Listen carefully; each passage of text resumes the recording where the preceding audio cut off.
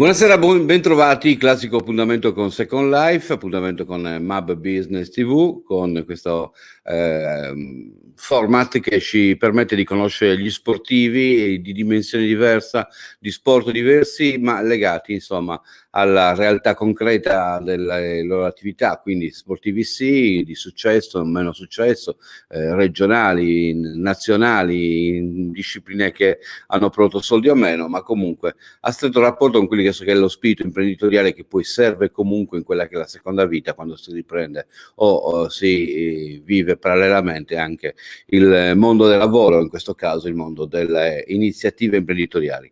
Stasera ci concentriamo sul calcio, ritorniamo in Sardegna e lo facciamo con un personaggio conosciutissimo perché un grande calciatore a livello regionale, ha giocato anche da professionista al di fuori della nostra isola, ha vissuto quindi la sua esperienza da immigrato e poi è tornato, ha giocato ancora in Sardegna e poi ha fatto anche l'allenatore, ma non ha mai perso di vista quello che era il lavoro, il mondo del lavoro, e poco fa mi diceva che appunto per questo sta preparando anche la meritata pensione. Buonasera a Giampaolo Zaccheddu. Ciao Vittorio, buonasera a tutti. Giampaolo, tu hai iniziato prestissimo, eri la classica giovane promessa, in un periodo in cui il calcio sardo sfornava anche diversi bei giocatori. Tu sei venuto fuori non passando da Cagliari, perché sei esploso praticamente nell'Iglesias, a 19 anni eri già in Serie D e hai fatto un percorso diverso, non vestendo rosso-blu e vivendo un po' quello che vivono e che hanno vissuto purtroppo molti calciatori che sognano di giocare nel Cagliari, ma che purtroppo al Cagliari non riescono ad approdare. Sì, beh, in effetti io l'osso blu l'ho indossato facendo la trafila nel settore giovanile del Cagliari. Poi, come succedeva spesso in quel periodo, arrivati alla primavera o ti facevano il contratto, come anche adesso, ti facevano il contratto, altrimenti ti mandavano in provincia, i primi 2 anni per esempio in prestito. Infatti a me giocai infatti nel 79 nell'Iglesias e poi a Carbonia in Serie D, e poi alla fine evidentemente il Cagliari pensava che non era all'altezza e quindi la mia carriera poi si è sviluppata con il Carbonia in Serie D e poi tra i professionisti nel Sant'Elena, poi Mantova, insomma, e via dicendo. Insomma. Però il Come erano colore quegli rosso-blu anni, non è Giampaolo? Perché come erano quegli anni? Erano ma l'anno della rinascita, tutto sommato, perché con Tiddia il Cagliari aveva dato valore anche al Vivaio Sardo, quindi tutto sommato la speranza di poter giocare c'era, no? Ma in quel periodo comunque era complicato emergere dal settore giovanile, intanto perché ancora si era legati alle vecchie glorie, diciamo, dello scudetto, e poi non è che ci fosse una panchina lunga, non ricordiamoci, le rose erano come adesso di 30 giocatori, prima le rose erano di 20 giocatori, erano già abbondanti e quindi era difficile per un giovane emergere. Quindi, ma ripeto, in quel periodo c'erano giocatori comunque molto più bravi di me che non hanno fatto né la carriera che ho fatto io e neanche, diciamo, a livello regionale. Era complicatissimo arrivare in prima squadra, a differenza di adesso, direi. Seragius, tu sei un Seragino Doc, per Seragius hai dato un notevole contributo sia da calciatore quando sei tornato poi nella tua patria, sia da allenatore. Tuo fratello è stato a lungo il patron del Seragius, di quel Seragius che ha fatto sognare i Seragini, ma a Sorso, dove tu peraltro sei stato, si dice che c'è una fontana dove la gente impazzisce. A Seragius che acqua c'è che fa in modo che ci siano tanti buoni calciatori negli anni, perché sono veramente tanti quelli che poi sono nati a Seragius e non solamente la prolifica famiglia Piras. Acqua buona che a Selaggio sicuramente. Sì, in effetti in quel periodo poi, ripeto, noi abbiamo il Selaggio è stata una bella storia, considerando il fatto che comunque questa società è rimasta in Serie D per una decina d'anni, con giocatori poi della provincia di Cagliari. Questo adesso è impensabile anche per la Serie D e anche dignitosamente.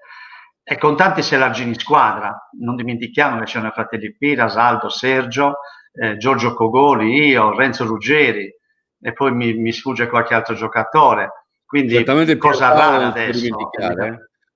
Pierpaolo Piras non si può No, dimenticare. Pierpaolo e Sergio. Pierpaolo io ero il capitano di fatto, ma ho sempre detto che il capitano carismatico era lui.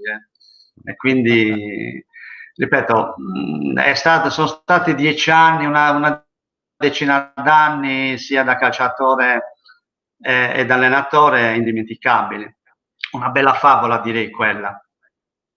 Senti, erano anni in cui ci si poteva anche illudere che si poteva vivere di calcio, perché oltre al Cagliari c'erano comunque squadre in Serie C, c'erano squadre in Serie D che ti permettevano di pensare, bah, farò il professionista. Tu invece non hai mai perso di vista il mondo del lavoro, perché già allora facevi qualche altro lavoretto e quando sei tornato a Seraggio avevi addirittura, io mi ricordo la tua corniceria, lavoravi e facevi delle cornici, era un'attività artigianale e stavi ancora giocando, non eri ancora allenatore. Ma in effetti io non ho mai, ho smesso solo di lavorare, diciamo, negli anni che ho fatto il professionista, ma io intendo professionista quando ero a Mantova, perché anche quando Mantova è sorso, perché chiaramente era impossibile lavorare, proseguire la mia attività.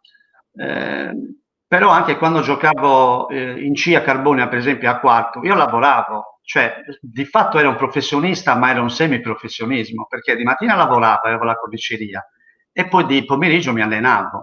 Quindi per tanti anni, poi appunto quando sono tornato al Selagius e ho giocato in Serie D, ho sempre lavorato, nel senso che era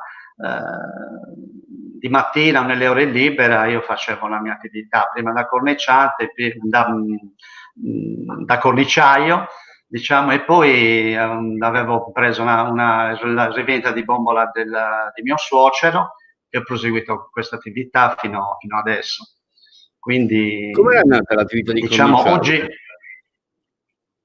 Scusami. bene, poi è un mestiere che è scomparso, diciamo, ormai non so se ne esistono più Sì. corniciai, però a me piaceva tanto. No, è nata perché da ragazzino, appunto, andavo nella bottega di un mio carissimo amico, Carlo Desogro, di Seraggio, che tu conosci bene, è stato anche assessore al comune di Seraggio, aveva una corniceria, e così, come si faceva prima, d'estate andava a dargli una mano, mi ero appassionato, e poi dopo, quando lui, diciamo, cambiò mestiere e diventò bidello in una scuola, mi propose di prenderla io e l'ho portata avanti io per diversi anni, diciamo dal 79 fino al 1997.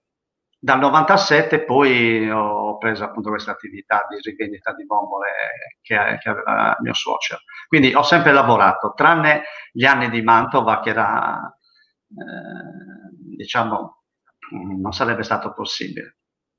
Le cornici le fai ancora? No, adesso no, non ne faccio più, non faccio più.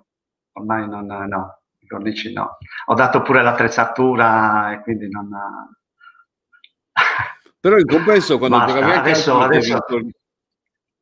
mettevi in cornice le azioni, perché poi eri un trequartista, un centrocampista, ti piaceva l'assist, ti piaceva calciare le punizioni, non disdegnavi il gol, perché poi lo cercavi anche direttamente, insomma, eri uno di quei calciatori che era piacevole vedere giocare, in un periodo in cui il fantasista era ancora un ruolo apprezzato.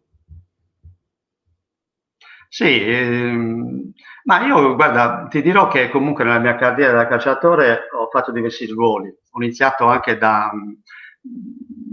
mezzala, come si diceva prima, mezzala a destra, poi mezzala a sinistra, da rifinitore dietro gli attaccanti, ma ti dirò che mi sono sempre sentito comunque un centromilanista metodista. È lì che rendevo di più, perché magari giocando più avanti, a ridosso delle punte, ero più marcato e soffrivo la marcatura, perché fisicamente non è che fossi insomma, un Marcantonio.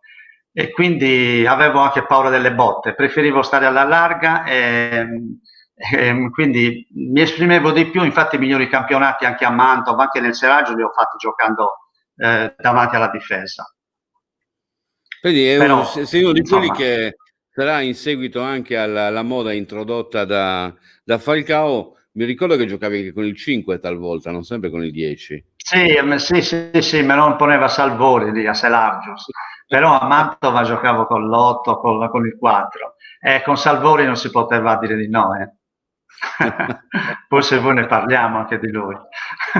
No, ne parliamo subito perché poi abbiamo fatto un paio di trasmissioni, che siano giocatori che hanno poi calcato la Serie A, che siano calciatori che hanno giocato in Sardegna, tutti quando si parla di calcio non possono non citare Salvori. Tu che lo hai conosciuto da vicino, l'hai avuto come allenatore, che peraltro l'ho avuto per lungo tempo, ma non solo, Salvori era quello che quando trovava un calciatore di personalità con lui ci parlava e quasi gli affidava, non dico del tutto le chiavi della partita, però era uno che responsabilizzava tanto. Ecco, qual è stata la tua esperienza con Elvio? Allora, inizialmente era traumatica perché comunque il primo anno che lui arrivò a Selargius, venne a casa con Cenzo l'estate, e io quell'estate avevo messo la verità qualche chilo, no? Quindi il primo impatto quando mi vide, ma come cavolo fai tu a giocare? Guarda il culo che hai, ma ormai sei un ex giocatore, mi diceva. Cioè io in quel periodo avevo 30 anni, avevo già detto, mamma mia, questo qui che... e ho detto, mister, dai, d'estate, io qualche chiletto lo prendo sempre. Ho detto, no, ma se non scendi almeno 3-4 kg, mi diceva, non presentarti neanche in ritiro. Cavolo. E quindi l'impatto è stato questo. Poi però, insomma, è stato veramente, come hanno detto tutti, ma come lo conosci anche tu, Elvio è una persona eccezionale, insomma, un maestro veramente. Poi a Selargio ha cambiato tante cose, diciamo, e grazie a lui che comunque molte cose sono cambiate. Quindi un maestro sotto tutti i punti di vista. Era faticoso, perché nel senso che comunque era un martello dall'inizio alla fine, proprio non mollava mai, aveva un'energia, si stancava più lui durante gli allenamenti che noi a correre, parlava sempre, gli allenamenti non finivano mai, nel senso si iniziava alle 3 e quando faceva buio c'era gente che diceva mister devo andare al lavoro, diceva cosa, allora si arrabbiava di più quando qualcuno si lamentava, allora faceva apposta ancora 10 minuti, alla fine gli allenamenti erano 2 ore e mezza, 3 ore, ma di quelli proprio stressati al massimo. Ma poi li avevi persi quei 3-4 kg prima della preparazione? Subito e ci portò ad Arezzo. Ricordo il primo ritiro sullo sterrato, non Arezzo come adesso. Allenamenti ad agosto alle 3 del pomeriggio, tu immaginati, le corse intorno al campo. Una settimana e pesavo 5 kg in meno. Viene chiamato lo stadio del vento, quello di Arezzo. Di fatto è lo stadio del sole, perché poi quando non c'è vento gli batte forte. Sì. Ma tu immaginati senza erba a lavorare lì nel mese di agosto, a ridosso di Ferragosto. Erano allenamenti alle 15 poi, di mattina, vabbè, ci portava sui boschi, però di pomeriggio sempre alle 3, ci fossero 40, ci fossero 50 gradi, per lui era uguale. Iniziamo con E i così a saluti, Tonara, perché siamo andati anche l'anno dopo. Chi ci scrive possa intervenire. Iniziamo a vedere coloro che hanno già iniziato a partecipare alla trasmissione. Ciao Bandino, Dino Ban, buonasera Martina, buonasera anche ad Alessandra, Massimo, saluti da Malaga, tanti saluti Massimo. Cristian, fortissimi, gran bel giocatore Zacchedo, grande fantasista. Cristian, visto che ci sei, contribuisci. Tu l'hai visto giocare? Sei giovane, quindi potresti averlo visto però negli ultimi anni. Ancora Roberto, ciao Vittorio, sei grande Giampaolo. E ancora Sandro Zedda, Giampaolo, grande calciatore e ottimo tecnico, ma prima di tutto grande persona, educata e seria. A questo punto mi associo subito a quello che dice Sandro, perché ci tenevo tantissimo a invitare Giampaolo proprio per queste caratteristiche, grande persona educata e seria, perché poi, ecco, iniziamo a parlare di valori. i valori nel calcio. Tu hai parlato di un maestro, Elvio Salvori, ma quanti altri maestri hai avuto nella tua carriera da calciatore? Molti, pochi, o hai trovato anche qualche bandito? Perché capitano anche i banditi nel calcio, no? No, vabbè, io, se si riferisce ai tecnici che ho avuto, devo dire che sono stato fortunato. E comunque, anche se qualcuno magari non mi sono trovato in simbiosi con lui, comunque eh, ho preso molte cose, anche dalle persone appunto dove non vai d'accordo, che comunque attingi un qualcosa. Però a dire il vero sono stato fortunato, ho avuto per esempio a Mantova Veneri, Giorgio Veneri, un tecnico molto bravo, ho vinto il campionato di C2 con lui, ho avuto Angelillo, l'ex attaccante della Valentina Angelillo, un'ottima persona. Mario Tiddia, ho avuto l'onore di averlo anche a Selargius, quindi devo dire che ognuno mi ha dato qualcosa, quindi da quel punto di vista non posso che parlare bene di tutti i tecnici e anche di quelli che comunque, ripeto, non ho trovato l'alchimia giusta, comunque sono esperienze comunque che ti porti dietro. Quella che oggi viene chiamata resilienza, la capacità di saper soffrire in determinati momenti e imparare quindi anche a trovare le risorse quando la strada è difficile, così Giampaolo. Sì, sì, ma infatti, il mondo del calcio, diciamo che è molto complicato, forse sono gli altri che lo vogliono vedere complicato. Io invece penso che sia molto, molto semplice. Se uno intraprende un percorso lungo, magari come l'ho fatto io, ricercando un qualcosa lo può trovare. Ripeto, io l'ho trovato, io ho bellissimi ricordi ripeto, oggi non ho sassolini da togliermi dalle scarpe, nel senso ormai sono fuori dal calcio già da 5 anni, per una mia scelta anche, però devo dire che comunque non, ripeto, non ho sassolini da togliermi, ho veramente bellissimi ricordi sia dei miei compagni di squadra, degli allenatori che ho avuto, ma anche di certi dirigenti che comunque possono essere stati comunque delle persone non troppo serie, anche da loro comunque ho capito molte cose, ecco.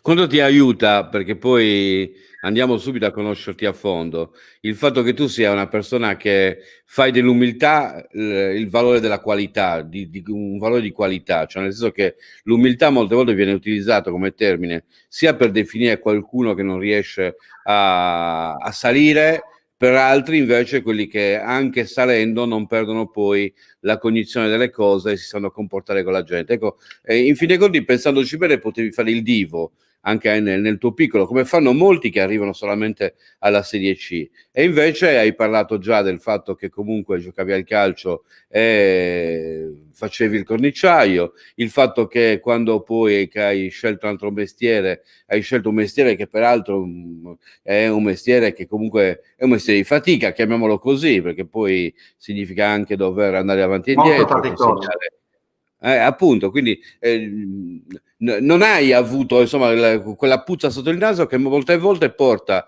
il calciatore che si illude a doversi poi scontrare con una realtà che è più difficile. Soprattutto è difficile perché lui si è del tutto calato in una realtà che non esiste. Sì, ma guarda, io questo mondo l'ho sempre vissuto in modo distaccato.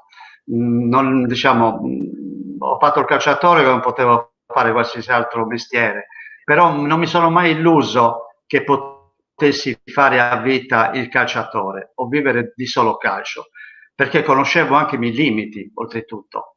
E quindi anche quando era a Mantova avevo dei compagni che comunque che guadagnavi anche bene.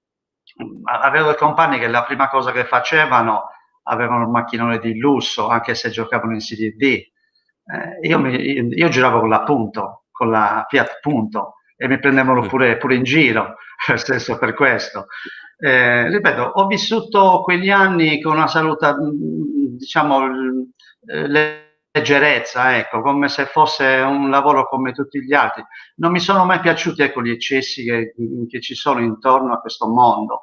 Questo sì, non mi piacevano prima, ancora meno adesso. Quindi niente, diciamo che poi sono stato fortunato anche oltretutto sono riuscito a fare anche una carriera discreta nel mondo del calcio, però ripeto, tenendo sempre ben piantati i piedi per terra, ho sempre pensato che comunque non era un fenomeno e prima o poi questo sogno poteva interrompersi, e quando appunto si poteva interrompere non volevo stare con un pugno di mosche in mano, ecco. Hai raccontato la nostra trasmissione, Giampaolo, cioè nasce proprio per questo, soprattutto legato allo sport, anche come messaggio, quello di stare attenti sempre anche a come gestire le risorse che possono arrivare dal periodo fortunato del calcio, perché sai, qualche soldino in più magari rispetto a un lavoro di altro tipo puoi anche incassarlo, però guai a uniformarti a un livello di vita che poi non può sopportare. Si parla attualmente del fatto che tra i calciatori professionisti l'80% poi ritorna a una soglia, addirittura si dice di povertà, e addirittura c'è una quota del 5% che finisce in miseria, cioè senza avere neanche di che vivere. E questo è significativo su come molte volte si perda un po' la misura delle cose.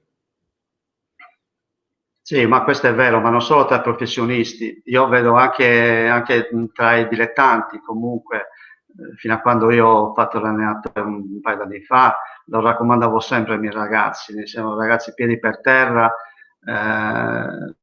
soprattutto ai più giovani, sì, il calcio può essere anche una bella storia, però studiate, andate, imparate un mestiere, fate qualcosa perché, ripeto, come dicevo prima, per me poi tutto in una volta tutto si può fermare e se non si è costruito qualcosa alla fine poi ci si scontra con una realtà che non è tutto rose e fiori come quella che è nel mondo del calcio, ecco.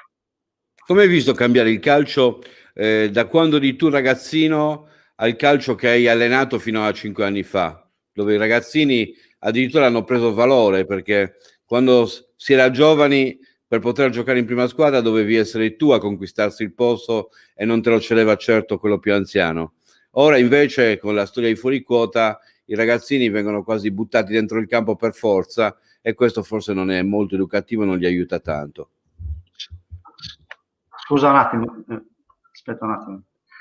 Sì, vabbè, il discorso è che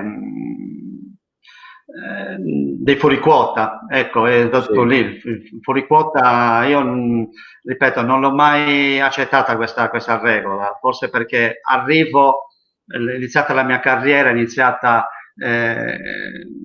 presto, da giovane, da 19 anni io giocavo in Serie D e non c'erano questi fuori quota. Quindi io ho sempre pensato che tutto bisogna conquistarlo con il sudore. Queste regole scritte che uno debba giocare perché comunque c'è un regolamento che te lo impone, non l'ho mai accettato. L'ho visto, è diseducativo al massimo, Però vedo che comunque questa storia va avanti, evidentemente chi decide è più preparato di me, ecco, diciamo. Però, ripeto, io l'ho sempre combattuta questa regola. Sono incuriosito del rapporto con Mantova, perché Mantova rappresenta per i sardi comunque un luogo particolare. Intanto a Mantova tu non puoi toccare assolutamente Gustavo Giagnoni. Ci sei passato tu, ci sono passati altri giocatori sardi. Sembra che i sardi si trovino bene a Mantova. Recentemente, non so se c'è ancora, c'era anche Scotto, l'attaccante del Mantova, che lì è ritenuto un po' il fuoriclasse del posto perché realizza un gran numero di reti. Il figlio dell'allenatore che peraltro frugando su internet ho trovato è stato diverse volte con il latte dolce anche tuo avversario da allenatore. Ecco, com'è Mantova? Questo legame con i sardi è un legame che si Ma percepisce solamente da parte mia, perché so di come è stato amato Giagnoni, di come è amato Giagnoni, di come anche attualmente si coccolano gli attuali giocatori, oppure effettivamente è una piazza dove i sardi sono considerati bene? Ma io sì, vabbè, Giannoni nel mio periodo in Mantova l'ho conosciuto, nel senso che siamo incontrati diverse volte, veniva spesso a vedere le nostre partite, mi incoraggiava sempre, era una persona splendida, tu lo conosci quanto me, è una persona eccezionale. A Mantova è un'istituzione, cioè guai toccare Giannoni, nel senso che comunque per quello che ha fatto per quella squadra, sia da calciatore che anche da allenatore, se non sbaglio, l'ha portata in A, l'aveva portata in Serie A, anche da allenatore. E quindi io sono stato benissimo, ma i mantovani sono persone eccezionali. Tant'è che anche adesso ho moltissimi rapporti con ancora ex tifosi che mi ricordano con piacere, come ricordo anche io benissimo la città. I mantovani poi sono anche diversi dai veronesi, per esempio, anche se sono 50 km di differenza, però sono più paesani, più alla mano. Invece i veronesi hanno già una mentalità diversa rispetto a loro. Ripeto, io ci ho fatto 3 anni, mi sono trovato benissimo, mi hanno apprezzato e tuttora, ripeto, ho riscontri di questa cosa. Perché hai lasciato il calcio 5 anni fa, Giampaolo? Questa è una domanda un po' difficile. Dopo una delusione, diciamo. È come quando si lascia un rapporto con una donna che si ama e poi si interrompe un rapporto. Niente, ho capito che il mio percorso con questo ambiente era finito, che non avevo più niente da dare, o forse non riuscivo a farmi capire dagli altri. Quindi a quel punto ho detto basta, non è più il mio mondo, diciamo. Quindi, e da allora diciamo che non vado neanche più a vedere partite nei tornei regionali. Seguo il Cagliari, seguo il calcio in TV, però è da 5 anni che non metto piede in un campo di calcio sardo. Senti, difficoltà con i calciatori o difficoltà con i dirigenti?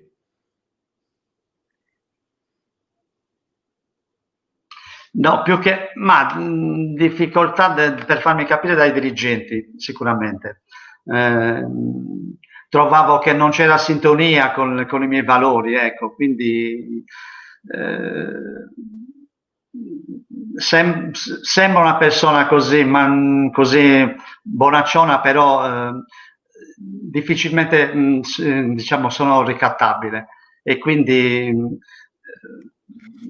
certi rapporti mi stavano stretto anche per questo, certe imposizioni non le potevo più accettare. Soprattutto poi facendo allenatore dilettante. Se fossi stata una squadra professionistica e magari guadagnavo 12 milioni di euro all'anno, allora qualche concessione la potevo pure fare, ma trovavo da stupidi farla allenando dilettanti. Non so se mi sono spiegato bene, Vittorio. No, no, è che guarda, è un discorso chiarissimo e ne immaginavo fosse questo il problema. Anche perché poi cosa capita? Che abitualmente quelli che sanno dire di no molte volte, di fronte al fatto che vengono traditi i loro valori, scelgono anche un percorso doloroso, che è quello di sapere bene che stanno rischiando di interrompere un rapporto con ciò che piace.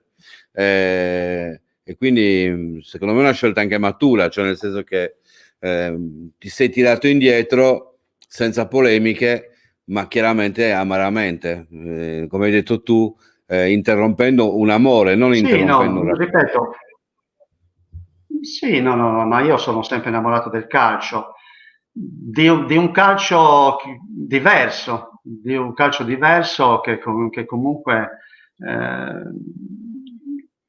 penso che esista, però secondo me non sono riuscito a trovarlo, ecco, ripeto, non in questi ultimi anni che ho allenato. Senti, quando è stato difficile invece allenare il Serargius con tuo fratello presidente? Ma anche con mio fratello comunque c'erano rapporti conflittuali, nel senso che comunque non dimentichiamo che l'ultimo anno che ho allenato c'era pure mio fratello, l'ultimo anno, presidente, e quindi la dice lunga sul mio carattere, nel senso se fossi stato un allenatore normale probabilmente allenerei ancora il Castiadas, se avessi magari lisciato il pelo a mio fratello, al presidente, a Seragius uguale, quando c'era lui. E invece anche lì è finito un rapporto perché non ci si incontrava più su certe cose e quindi... Però devo dire che, ripeto, parlando del Seragius, io non volevo neanche farlo allenatore. Forse me l'hanno fatto fare perché volevano farmi smettere di giocare, secondo me. Perché ormai, ormai l'ultimo anno, ripeto, tra l'altro poi io ho sostituito Salvori, quindi la responsabilità non era mica poco. Quindi mi ci hanno proprio, avevo preso il patentino l'anno prima, ma giusto per una mia curiosità, ma senza intenzione di fare l'allenatore. E invece poi mi avevano convinto, addirittura mi avevano proposto di fare allenatore giocatore, ma io non se ne parlava neanche. Allora, o continuo a giocare o faccio allenatore, decidete voi. E loro subito, appunto, come ti ho detto, mi hanno fatto fare allenatore proprio per farmi smettere di giocare. Ormai non ne potevano più, non correvo più ormai non avevo le batterie scariche. Vero? Anche questa è grande missione, però fare l'erede di Salvori Sì, no, era è giusto. fare l'erede di Salvori Però era... Guarda Vittorio, è stato anche molto vantaggioso perché io ho acquisito molto in quei 2 anni e mi è servito molto. Non nascondo che ho copiato molte cose, molti allenamenti, io mi insegnavo i suoi allenamenti, prendevo gli appunti ed è stato di molto aiuto, diciamo, da aver sostituito Elvio. Copiavo da lui, molti allenamenti, facevo gli stessi allenamenti che faceva lui. Non lo nascondo, molti non lo dicono, però devo essere sincero. E devo dire che anche i risultati sono stati soddisfacenti. Quei 2 o 3 anni che ho allenato, comunque siamo salvati sempre tranquillamente. Un anno addirittura siamo arrivati ai playoff, quindi un quinto posto mi sa che era. E quindi è stato di molto aiuto, diciamo, aver istituito Elvio. Ti saluta Andrea, che è il padrone di casa, e ti fa i complimenti per quanto stai dicendo, per i valori che stai in qualche modo trasmettendo attraverso la tua testimonianza. Un saluto anche a Marco, che è Marco Aru, che sottolinea che sei una persona serissima. Questo non può che far piacere quando viene riconosciuto senza che venga richiesto. Grazie È mille. una delle cose che forse alla fine è più importante una volta che finisci la carriera, Giampaolo. Non dire semplicemente quello era forte, era un grande allenatore, ma soprattutto che venga riconosciuto lo spessore umano, secondo me è uno degli aspetti più importanti. Sei d'accordo? Sì, vabbè, ma guarda, sono d'accordo anch'io. Guarda, io degli allenatori che ho avuto, non mi ricordo quelli che mi hanno segnato una diagonale oppure quelli che mi hanno segnato a battere una posizione. Mi ricordo quelli che mi hanno segnato certi valori, quelli che sono stati corretti, che sono stati onesti. Alla fine poi ci si ricorda di quelli, ci si ricorda, non di quelli più bravi ad insegnarti calcio, ma quelli più bravi ad insegnarti i valori della vita. E questo è molto bello. Senti, invece che rapporto hai con il calcio? Hai detto che segui il calcio attraverso TV. Ieri c'è stato un altro esempio di come è fatto questo calcio. Io non so se tu hai visto la partita dell'Inter, la conferenza stampa a seguire, l'atteggiamento di Conte. Ecco, qual è il tuo pensiero in merito? Oggi tante polemiche sul fatto che lui non rispondesse alle domande, che abbia risposto così anche alla giornalista, che abbia avuto dei problemi anche nel confrontarsi con Cappello. Che ne pensi tu di questo calcio fatto anche di polemiche, fatto anche di sottolineature, fatto forse anche di divismi eccessivi? Perché poi un allenatore ha le sue fortune anche nel momento in cui trova il filone fortunato, trova l'alchimia giusta a questi calciatori. È difficile pensare a un allenatore che da solo possa costruire un successo. Sì, vabbè, non è piaciuto neanche a me come ha reagito Conte ieri dopo la partita. Sì, ma infatti torniamo al discorso di prima. A me piace il calcio giocato, è sempre piaciuto il calcio giocato. Il calcio parlato, in alcuni casi straparlato come adesso, è una sciagura, diciamo. Io capisco che a quei livelli gli allenatori sono sotto pressione, hanno tante cose in testa, devono rispondere, rendere conto di quanto fanno. Però ripeto, c'è anche modo e modo. In una conferenza stampa come quella di ieri si poteva dire tanto, si poteva. Però ripeto, ma non tutti gli allenatori comunque sono come Conte, diciamo così, così ruvidi. Io per esempio stimo molto Ancelotti, per esempio, che è un allenatore che rimane equilibrato anche nei momenti difficili della sua carriera o anche quando perde, è sempre come ce ne sono tanti altri come Guardiola, quindi esistono anche quegli allenatori che vivono con misura anche la sconfitta o il fallimento. Ecco, questi sono gli allenatori che a me piacciono di più. Ecco, la sconfitta, quant'è che sta mancando in determinate situazioni proprio la cultura della sconfitta, quello di saper riconoscere? Cioè ieri, ad esempio, una delle cose che a me è risultata più antipatica è il fatto che Conte si lamentasse del fatto che la squadra avversaria non avesse giocato attaccando per facilitare il suo tipo di gioco. Una pretesa secondo me assurda, perché tu chiaramente devi aspettarti dall'avversario che ti complichi la vita e non che te la faciliti. Quanto esiste il fatto che non si sappia perdere, che non si sappia accettare l'idea che c'è anche l'avversario, che l'avversario può fare di necessità virtù, che può fare i suoi conti anche con umiltà, perché ieri ad esempio la lettura dell'atteggiamento dello Shakhtar poteva essere anche quello: io non ti attacco perché se ti attacco perdo, e se perdo non vado neanche in Europa League, che mi pare un discorso assolutamente sensato. Sì, vabbè, infatti, hai detto bene tu, bisogna anche riconoscere il valore dell'avversario, ripeto. Sicuramente l'Inter ieri ha fatto pure una buona partita, secondo me. Però, ripeto, c'era anche il valore degli avversari, comunque è vero, non avevano niente da perdere. Forse noi italiani non siamo abituati che gli altri le partite se le giocano comunque anche se non c'è niente in palio. Quindi a volte sembra una sorpresa quando incontriamo squadre che non hanno nulla da perdere e giochino col coltello tra i denti comunque come hanno giocato loro, quasi infastidisce. Ma ripeto, questo è un aspetto che a me piace meno, ripeto, forse ieri l'Inter meritava pure di vincere ai punti, però ripeto, Conte poteva anche riconoscere anche il merito della prestazione degli avversari. E questo capita sempre più raramente nel calcio moderno. Vedo troppa poca gente in sala stampa a fine partita che fa gli elogi agli avversari. Ecco, quindi e questo mi dispiace. Cosa hai imparato dal quantomeno il tuo lavoro? Ho sentito male, Vittorio, non ho sentito. Cosa hai imparato attraverso l'esperienza del calcio che ti è utile oggi per affrontare il tuo lavoro, la tua attività?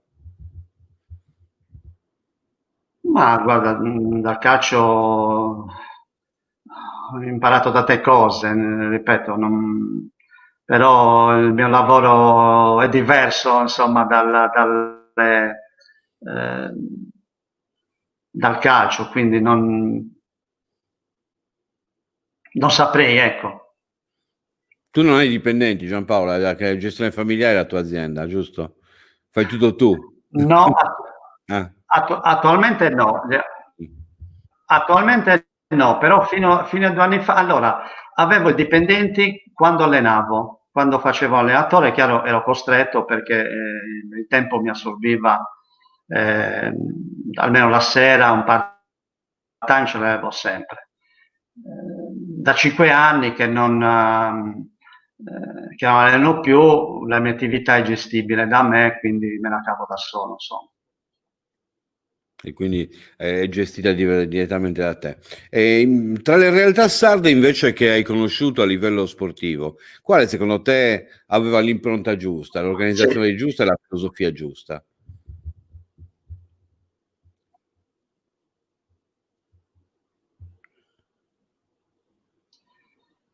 Ma devo dire che comunque io, ad esempio, l'ultimo anno che sono stato a Castiadas c'era un'ottima organizzazione.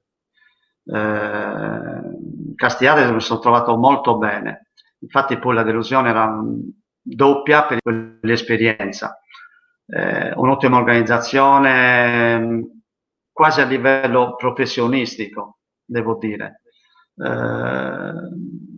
La società rispettava anche economicamente i giocatori, pagamenti puntuali, cosa comunque difficile in molte società, vanno in sofferenza, ma direi anche gli anni di Selargio, c'era nel nostro piccolo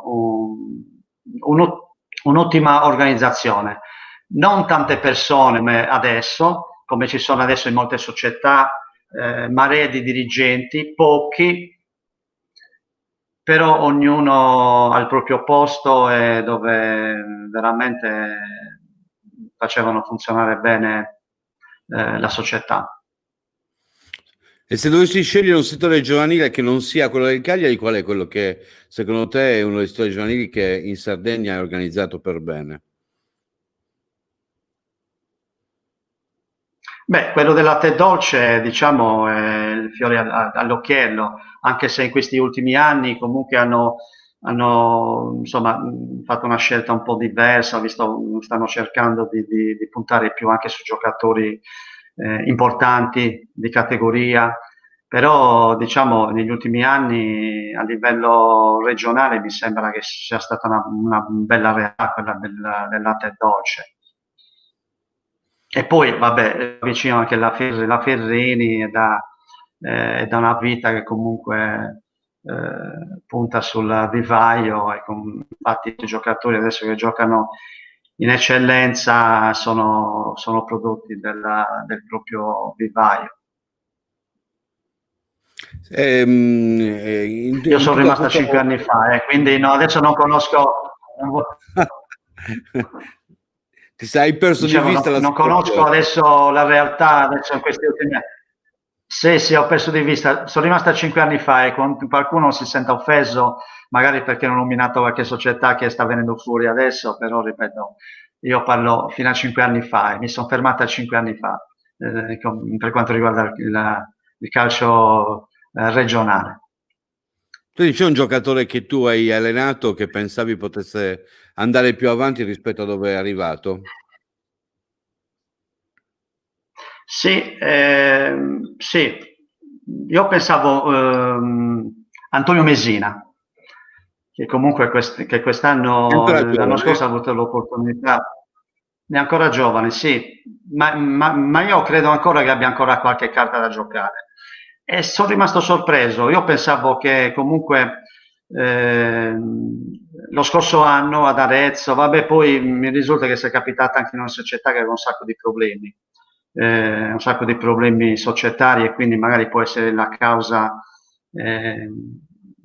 diciamo, di questa sua difficoltà ad emergere. Però ripeto, avendo allenato ci avrei messo le mani sul fuoco poco che Messina comunque avrebbe, ma sono ancora convinto che comunque ancora delle chance per giocare in categorie superiori almeno alla Serie D. Secondo me tra i professionisti può ancora fare una buona carriera. Tarda a maturare, però ha delle qualità che secondo me sono importanti per fare una buona carriera. Ed è ancora giovane comunque. È un 93 se non sbaglio, no? Sì, è ancora giovane, Se non ricordo male. relativamente giovane, perché comunque hai detto bene, i nostri, ecco, perché secondo te i nostri ragazzi ci impiegano un po' di più a maturare? Cioè, nel senso che danno il meglio di loro, arrivano proprio intorno ai 27-28 anni. Anch'io, io a Mantova sono andato, avevo 25 anni, quindi un po' tardino. La prima mia esperienza fuori è stata a Mantova a 25 anni. Sì, non lo so come mai noi sardi abbiamo queste difficoltà e ci vuole un po' più di tempo per emergere. Non lo so, però hai ragione tu, è un dato di fatto questo. Quindi anche Messina comunque può ancora sperare, può ancora avere la possibilità comunque di dire la sua. Io penso che comunque, ripeto, possa essere un giocatore ancora che può dare ancora molto anche tra i professionisti. Molti stanno chiedendo, ma perché Giampaolo Zaccheddu che sta a Seragius è in collegamento video con Vittorio che sta a pochi chilometri di distanza? Si può dire, Giampaolo? No, vabbè, mi sto riposando.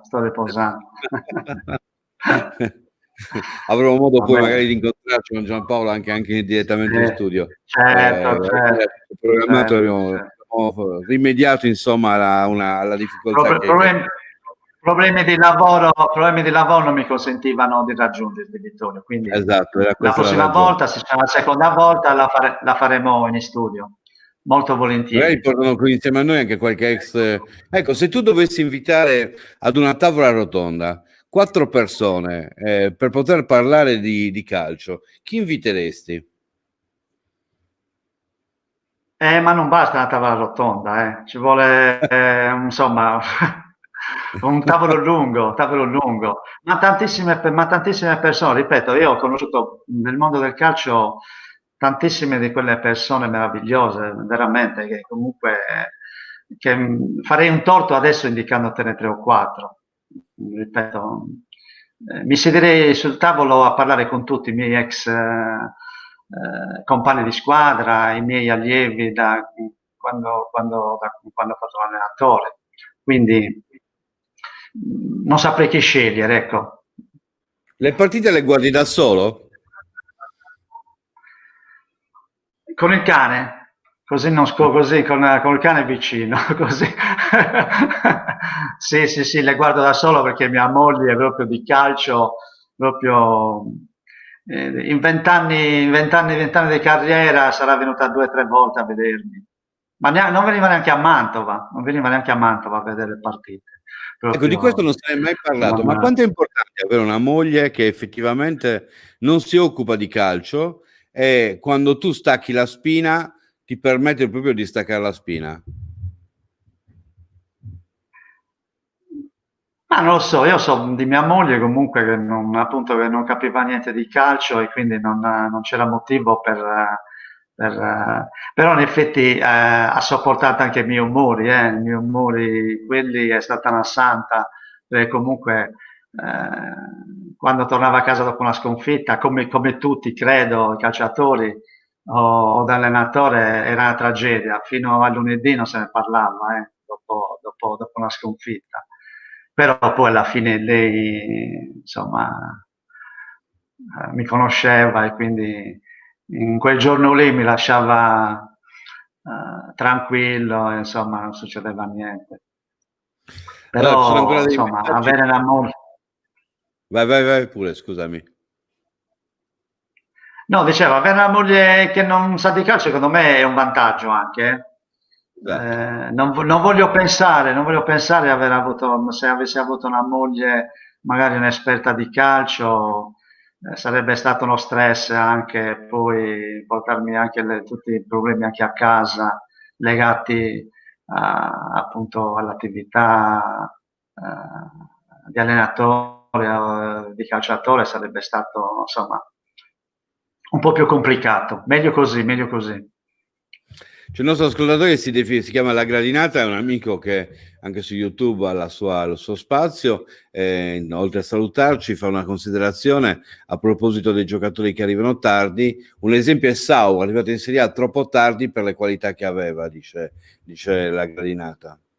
È così infatti, vero Giampaolo? Anche Sau è un altro vabbè, sì, Sau, ma diciamo anche Zola.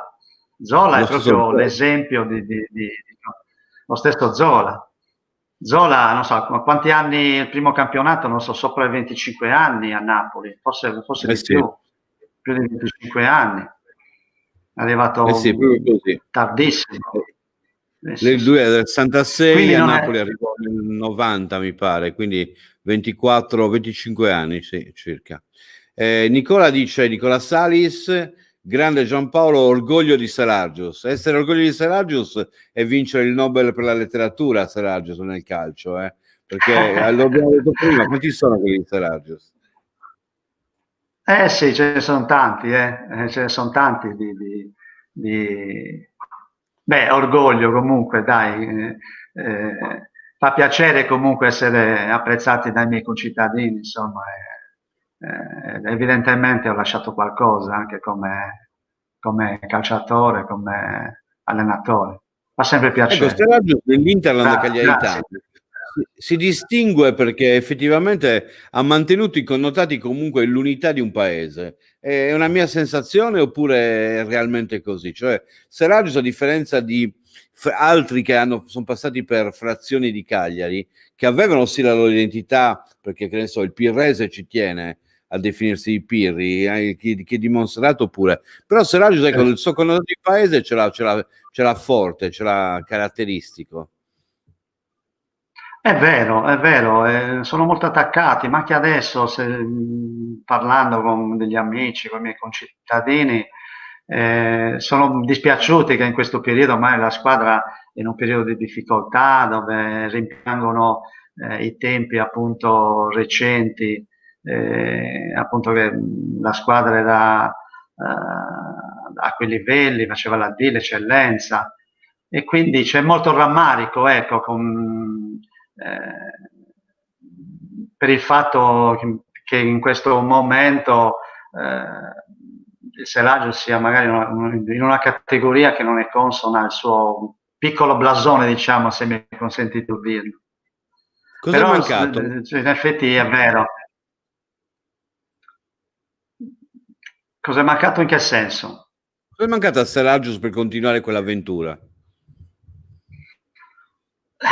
Questo non lo so, forse il fatto che comunque non ci sia stato un ricambio tra dirigenti, ecco, magari Censo, Antonello Carta, sono stati tanti anni, hanno avuto le redini di questa società, e diciamo che sono stati presi per stanchezza, però devo dire che comunque anche, però del vero, anche le gestioni successive dei fratelli Melis, per esempio, hanno riportato Saragius a un livello alto, di nuovo in Serie D, ma anche quegli anni di eccellenza subito dopo la retrocessione, se non sbaglio nel 2000 dalla Serie D, sono stati comunque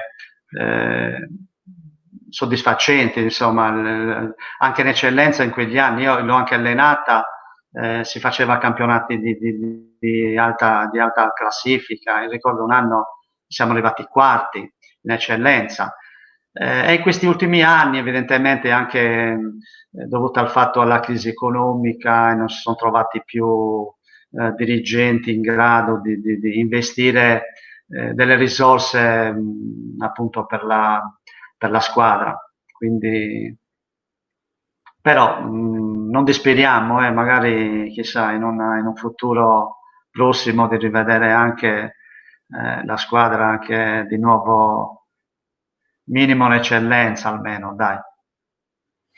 Bene Giampaolo, a me ha fatto molto piacere questa chiacchierata, spero che possa ripetersi poi anche direttamente, ovviando quindi anche alla difficoltà di tempi, perché molte volte telefoniamo con questo Sì, c'è il distacco di tempo. ritorno.